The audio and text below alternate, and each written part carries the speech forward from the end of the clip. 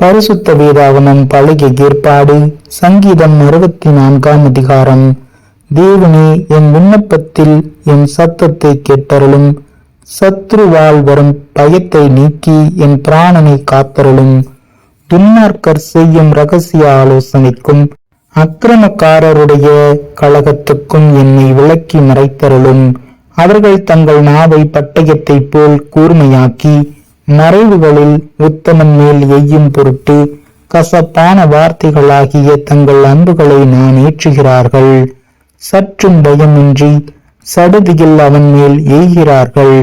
அவர்கள் பொல்லாத காரியத்தில் தங்களை உறுதிப்படுத்திக் கொண்டு மறைவான கண்ணிகளை வைக்க ஆலோசனை பண்ணி அவைகளை காண்பவன் யார் என்கிறார்கள்.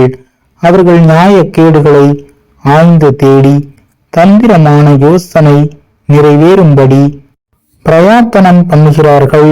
அவர்களில் ஒவ்வொருவனுடைய உட்கருத்தும் இருதயமும் ஆழமாயிருக்கிறது. ஆனாலும் தேவன் அவர்கள் மேல் அம்புகளை எய்வார். சடுதியாய் அவர்கள் காயப்படுவார்கள். அவர்கள் தள்ளப்பட்டு கீழே விழும்படி அவர்கள் நாவுகளே அவர்களை கெடுக்கும்.